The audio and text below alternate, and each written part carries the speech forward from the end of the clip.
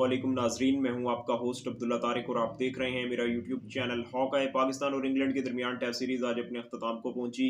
यह test series जो है 3 मैचेस पर मुश्तमिल थी। पहला मैच जिसका रावलपिंडी, दूसरा मुल्तान और तीसरा कराची में स्केजुअल था और ये तीनों मैचेस इंग्लैंड ने जीत लिए हैं।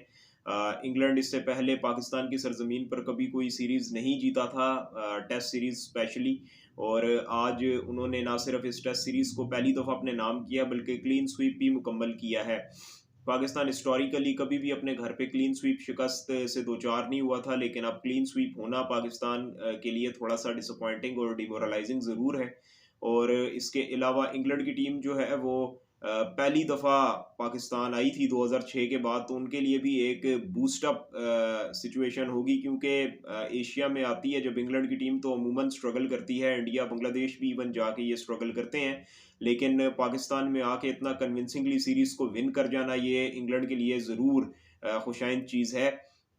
देखा जाए तो पाकिस्तान की जो टीम है उसकी सिलेक्शंस पे सवालिया निशान थे। मैंने जब स्क्वाड अनाउंस हुआ था उस हवाले से तब मैंने डिस्कशन की थी कि कौन से ऐसे प्लेयर्स हैं जिन्हें होना चाहिए था। मैं बार बार नाम लेता हूँ तैयब ताहिर का, उस्मान सलाहुद्दीन का, मीर हमजा का, आकिफ जावेद का, मुबस्सिर खान का, इवन कासिम अकरम का भी कहता हूँ कि पीसीबी को उनकी तरफ देखना चाहिए, बजाय इसके कि पीसीबी उन्हें देखे। पीसीबी ने कुछ ऐसे प्लेयर्स सेलेक्ट कर लिए जिनका कोई ऐसा ख़ास बैकग्राउंड नहीं था, उनकी परफॉर्मेंस डोमेस्टिक लेवल पे भी इतनी अच्छी नहीं थी, लेकिन उन्हें इंक्लूड किया गया और एक ऐसी टीम उतार दी गई अगेंस्ट एक्सपीरियंस्ड इंग्लैंड साइड जो कि उनसे कम्पीट नहीं कर सकती थी। इंग्लैंड की टीम एक्सपीरियंस्ड प्लेयर्स पर मुश्तमिल थी।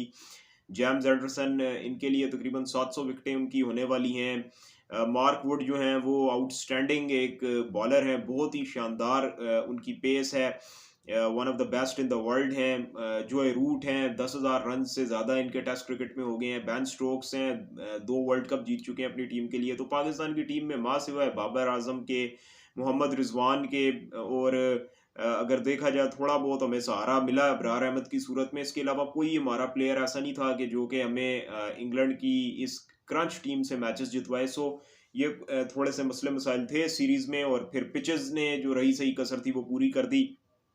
पिच पहले मैच में फ्लैट बन गई तो उसमें बहुत ज़्यादा शोर मचा। इंग्लैंड ने ऑल दो वहाँ से भी रिजल्ट निकलवा लिया, लेकिन जो अगले दोनों मैचेस थे वो स्केयर टर्नर्स थे, वो बजाय कि हमारे फेवर में जाते वो हमारे अगेंस्ट चले गए, जिसकी वजह से बहुत ज़्यादा हमें नुकसान हुआ। और अब हम तकरीबन वर्ल्ड टेस्ट चैंपियनशिप के फाइनल से भी बाहर हो गए हैं। इंग्लैंड भी बाहर हो गया वर्ल्ड टेस्ट चैंपियनशिप के फाइनल से, इसलिए कि उनकी जो इनिशियल परफॉर्मेंसेस थी वो इतनी अच्छी नहीं थी, और इंग्लैंड जो शुरू के मैचेस आ रहा है इस वजह से वो बाहर हो गया। बांग्लादेश भी बाहर हो गया। सो पाकिस्तान का आउटसाइड चांस है कि अगर कुछ नतीजे हमारे फेवर में चले जाएं, क्योंकि ऑस्ट्रेलिया के 70% प्लस उनका विनिंग रेशियो है और जो सेकंड नंबर पे टीम है उनका 55% है। हम 39% पे आए हुए हैं, लेकिन उम्मीद ये है कि अगर हम अगले दोनों मैचेस जीतें और कुछ रिजल्ट्स हमारे फेवर में जाएं जैसे वर्ल्ड कप में गए थे, तो उम्मीद है कि हम क्वालिफाई कर सकते हैं, बट इसका चांस अब काफ़ी स्लिम है। तो टेस्ट मैच के स्टार्ट्स के हवाले से तो मैंने बहुत सारी डिस्कशन प्रीवियस व्लॉग्स में की है, लेकिन आज के हवाले से मैं यही कहना चाहूँगा कि 52 रन इंग्लैंड को चाहिए थे और उन्होंने बगैर किसी मजीद नुकसान के उन्होंने इस टारगेट को ईजिली कवर कर लिया। आउटस्टैंडिंग इनिंग्स खेली। बेन डकट ने सेकंड इनिंग्स में 82 रन किए और कैप्टन बेन स्टोक्स ने 35 रन किए, और पाकिस्तान के बॉलर्स का कोई इन्होंने हाल ना छोड़ा।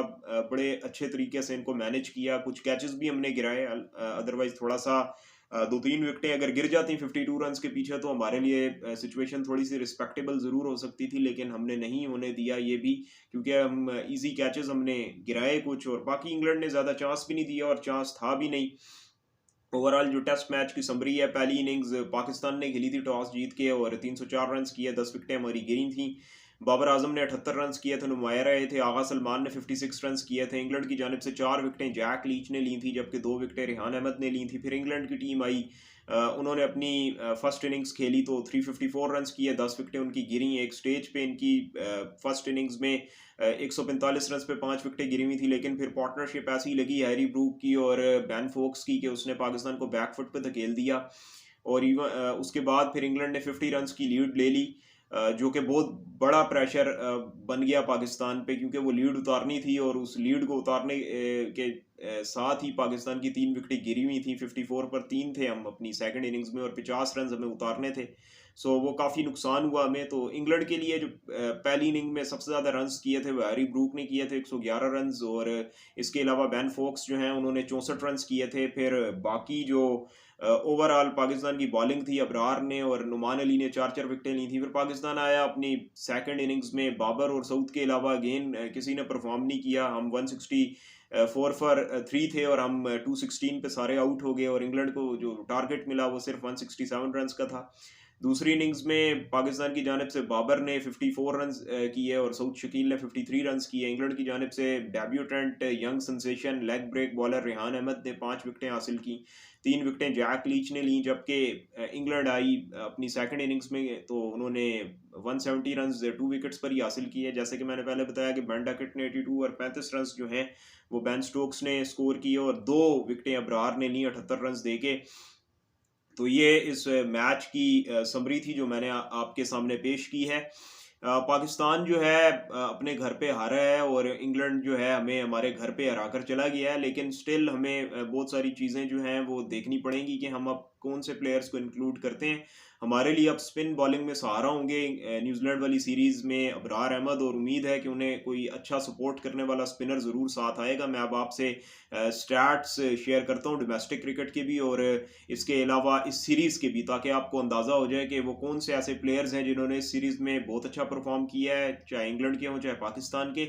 और इसके अलावा मैं डोमेस्टिक के कुछ ऐसे परफॉर्मर्स हैं जिन्होंने इस सीज़न में परफॉर्म किया है, कुछ उनके हवाले से डिस्कशन करूंगा, तो आपको समझ आ जाएगी। और कुछ एक्सपेक्टेड सिलेक्शंस भी हैं, उसके हवाले से भी मैं डिस्कशन करूंगा। जो रिपोर्ट्स हमारे पास मौसूल हो रही हैं वो इंशाल्लाह मैं आपसे शेयर कर दूंगा। उसके बाद हम वाइंड अप करेंगे व्लॉग को, और उम्मीद है कि आपको बहुत हद तक उस वक्त तक सिचुएशन क्लियर हो चुकी होगी। सो अब बढ़ते हैं सीरीज स्टार्ट्स की जानिब।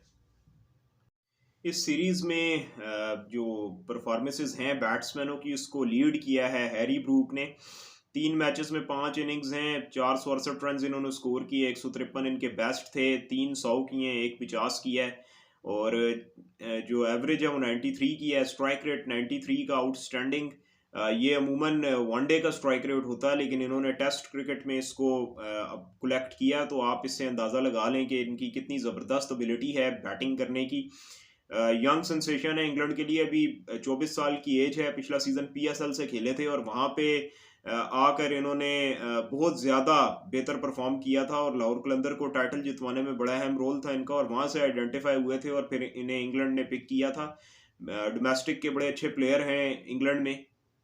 बेन डकट हैं, 28 साल इनकी उम्र है, 357 रन किए हैं, 71 की एवरेज से 95 के स्ट्राइक रेट के साथ, 3 50 किए हैं, 100 किया है।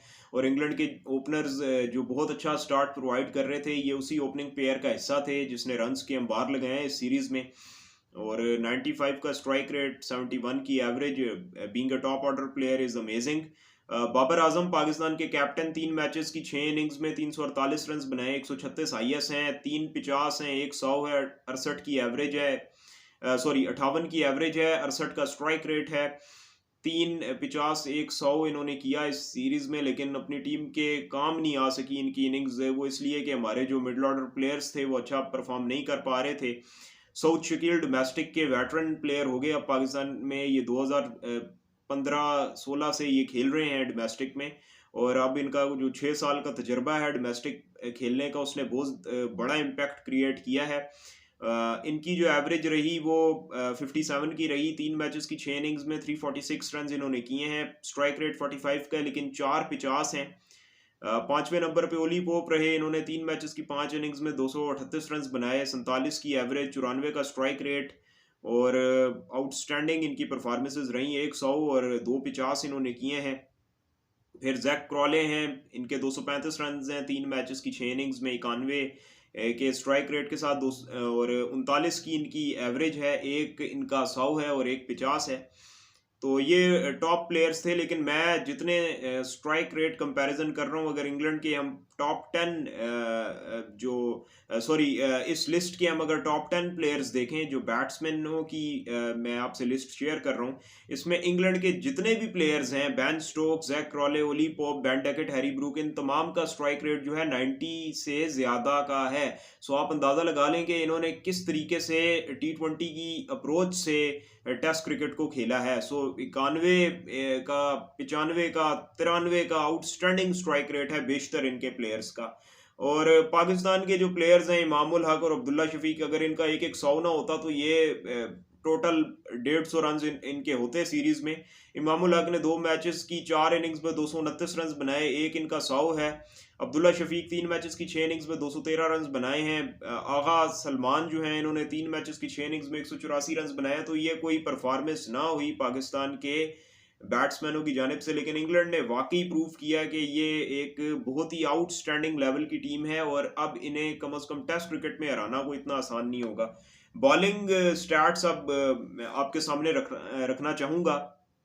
इस सीरीज में अबरार अहमद ने लीड किया है बॉलिंग को, 24 साल की एज है। पहले इन्होंने जो पहला टेस्ट मैच था उसमें शिरकत नहीं की थी, इन्हें खिलाया नहीं गया था, लेकिन 2 मैचेस में 17 विकेटें लेके इस सीरीज को लीड किया है इन्होंने और पाकिस्तान की जानिब से सबसे कामयाब बॉलर रहे हैं और एज अ होल इस सीरीज में भी सबसे कामयाब बॉलर रहे हैं। लेकिन मेरे हिसाब से जो परफॉर्मेंसेस काम आई हैं वो जैक लीच की आई हैं इंग्लैंड के लिए।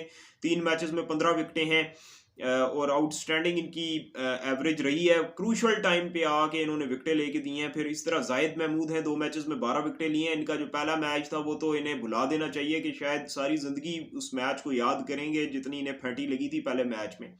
ओली रॉबिन्सन और जेम्स एंडरसन इन्होंने बहुत इंपॉर्टेंट रोल प्ले किया। 3 मैचेस में 9 विकेटें ओली रॉबिन्सन की 21 की एवरेज से और जेम्स एंडरसन की 2 मैचेस में 8 विकेटें 18 की एवरेज से। तो बहुत आउटस्टैंडिंग इनकी बॉलिंग नजर आई ओली रॉबिन्सन और जेम्स एंडरसन की। और मार्क वुड ने 2 मैचेस में 8 विकेटें ली हैं 20 की एवरेज से। फिर इसी तरीके से एक मैच में 7 विकेटें ली हैं रेहान अहमद ने 19 की एवरेज से। विल जैक्स ने स्पिन बॉलर्स हैं ये मेनली जो मैं डिस्कस कर रहा हूँ अब आपसे। विल जैक्स ने 2 मैचेस में 6 विकेटें ली और जॉय रूट ने 3 मैचेस में 5 विकेटें ली हैं। सो ये थोड़ा सा मैंने आपसे बॉलिंग कंपैरिजन कर दिया है दोनों टीम्स का, क्योंकि ये बताना बहुत ज़रूरी था कि कौन से प्लेयर्स जो हैं इस सीरीज़ में स्टैंड आउट रहे हैं। बैटिंग में हैरी ब्रूक फ्रॉम इंग्लैंड और बॉलिंग में अबरार अहमद फ्रॉम पाकिस्तान। लेकिन मसला ये है कि जो परफॉर्मेंसेस काम आई हैं वो इंग्लैंड के बॉलर्स की आई हैं, क्योंकि उन्होंने क्रूशल स्टेजेस पे पाकिस्तान को पकड़ कर रखा है। अब मैं कायद-ए-आज़म ट्रॉफी के वैसे मैंने कल स्टैट्स शेयर किए थे, लेकिन अब मैं शेयर करता हूं आपसे कायद-ए-आज़म ट्रॉफी के स्टैट्स और अब पाकिस्तान की जो अपकमिंग सिलेक्शन होनी है टीम की उस हवाले से जो मेरे पास रिपोर्ट्स हैं वो भी शेयर करूंगा। पाकिस्तान की जानिब से इस डोमेस्टिक सीजन में मोहम्मद हुरैरा ने 1024 रन बनाए थे और रिपोर्ट्स ये सजेस्ट कर रही हैं कि प्रॉबेबली अगर इमामुल हक फिट नहीं होते तो मोहम्मद हुरैरा को पाकिस्तान की टीम में चांस दे दिया जाएगा। 1024 रन किए 11 मैचेस में, 73 की इनकी एवरेज है और मेनली डोमेस्टिक बॉलर्स को इन्होंने खेला है। 66 का स्ट्राइक रेट है, बहुत तेज खेलते हैं टॉप ऑर्डर पे। तो हो सकता है कि अजहर अली की जगह शान मसूद को नंबर 3 पे सेट किया जाए और मोहम्मद हुरैरा को अब्दुल्ला शफीक के साथ ओपन कराया जाए। डायनामिक मूव होगा, देखते हैं पाकिस्तान इतना ब्रेव कॉल लेगा या नहीं। उस्मान सलाहुद्दीन की कंफर्म सिलेक्शन है कि इन्हें अब मौका मिल जाएगा, क्योंकि हमारी बैटिंग नंबर 6 पे स्ट्रगल कर रही है और टेल के साथ कोई ऐसा प्लेयर नहीं है जो अच्छा खेल सके। आगा ने रन जरूर किए हैं, लेकिन हमें पक्का प्लेयर चाहिए जो लंबी बारी कर सके और क्रूशल स्टेजेस पे हमें अच्छे रन करके दे सके। तो उस्मान सलाहुद्दीन 9 मैचेस में 862 रन किए हैं और इन्हें डेफिनेटली चांस मिल जाएगा। अब ताहिर का नाम भी आ रहा है, इन्होंने 10 मैचेस में 13 इनिंग्स ली और 708 रन बनाए हैं, 59 की इनकी एवरेज रही है। और इसके अलावा पाकिस्तान जो है, जो ज़्यादा पाकिस्तान चेंजेस करेगा वो बॉलिंग में करेगा और अब मैं बॉलिंग के हवाले से भी शेयर करता हूँ। बहरहाल बैटिंग से उस्मान सलाहुद्दीन, तैयब ताहिर और इसके अलावा मोहम्मद हुरैरा में से कोई 2 प्लेयर्स जो हैं पाकिस्तान की टीम में शामिल हो जाएंगे। बॉलिंग में पाकिस्तान की टीम डेफिनेटली फ़हीम अशरफ को ड्रॉप करेगी और उनकी जगह आमिर जमाल को पिक किया जाएगा, इसके काफ़ी चांसेस हैं। मोहम्मद अली की जगह में भी मोहम्मद उमर को चांस मिल जाएगा। 9 मैचेस में 28 विकेटें हैं मोहम्मद उमर की और शायद उन्हें अब मौका मिलेगा।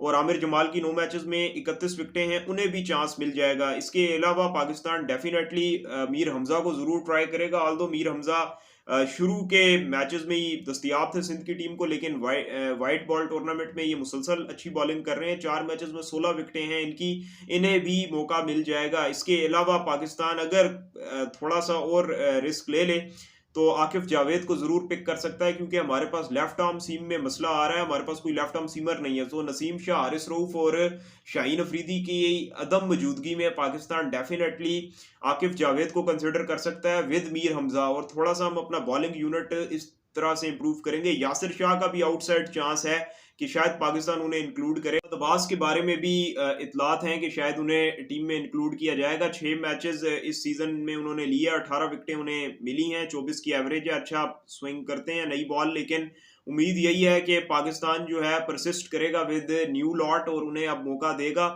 बाकी जो पाकिस्तान की बॉलिंग है, शायद उसमें यासिर शाह की भी इंक्लूजन हो जाए। हम थोड़ा-सा एक्सपीरियंस चाह रहे हैं बॉलिंग में। ये कुछ प्लेयर्स हैं जिनका मैंने आपसे ज़िक्र किया, इन्हें शायद पाकिस्तान की टीम में मौका मिलेगा। बाकी दीगर जो प्लेयर्स हैं डोमेस्टिक के, उन्हें शायद कंसिडर नहीं किया जाएगा। बहुत सारे ऐसे प्लेयर्स हैं जिन्होंने सीजन में परफॉर्म किया है। प्लेयर्स पाकिस्तान की टीम से बाहर होंगे, फ़हीम अशरफ, अज़हर अली, ये तो दोनों कन्फर्म है। मोहम्मद अली भी शायद टीम से बाहर हो जाएंगे। यासिर शाह की इंक्लूजन में जाहिद महमूद भी बाहर होते दिखाई दे रहे हैं। इसके अलावा इमामुल हक जो हैं और नसीम शाह, ये इंजरी की वजह से शायद मिस करेंगे, और हारिस रऊफ की जगह भी शायद, जो मैंने बॉलर्स आपको प्रीवियसली बताए हैं, उन्हें शायद मौका मिल जाए। तो अब पीसीबी यही करेगा कि जो भी प्लेयर्स टीम में इंक्लूड करेगा वो डोमेस्टिक के परफॉर्मर्स होंगे, ताकि जो मलबा पीसीबी पे गिर रहा है अब वो शायद ना गिरे। पीसीबी यही कोशिश करेगा कि परफॉर्मर्स को मौका दे और आगे एक वेट एंड वॉच की पॉलिसी इख्तियार करे, ताकि अंदाजा हो जाए कि ये प्लेयर्स जो डोमेस्टिक में परफॉर्म कर रहे हैं ये कितने पानी में है। मैंने बहुत डिटेल में आपसे इस व्लॉग में डिस्कशन कर दी है। मैंने डोमेस्टिक के परफॉर्मर्स भी बता दी, ये series of Pakistan and England जो हुई उसके हवाले से भी मैंने डिटेल डिस्कशन की कि कौन से ऐसे प्लेयर्स हैं जिन्होंने परफॉर्म किया है, और ओवरऑल सीरीज में पाकिस्तान से कहाँ-कहाँ गलतियां हुई हैं और पाकिस्तान कैसे ओवरकम कर सकता है। ये मैंने काफ़ी सारी बातें प्रीवियसली आपसे शेयर की हैं। उम्मीद है आपको व्लॉग पसंद आया होगा। अगर वीडियो पसंद आई है तो प्लीज़ इसको लाइक कर दें, चैनल को सब्सक्राइब कर दें और बेल आइकन को ज़रूर क्लिक कर दें, ताकि मेरी तमाम आने वाली वीडियोस आप तक पहुंच सकें। Thank you so much. अपने होस्ट अब्दुल्ला तारिक को इजाज़त दीजिएगा। जाते-जाते मेरे चैनल का नारा hawk eye. Thank you so much. खुदा हाफिज़।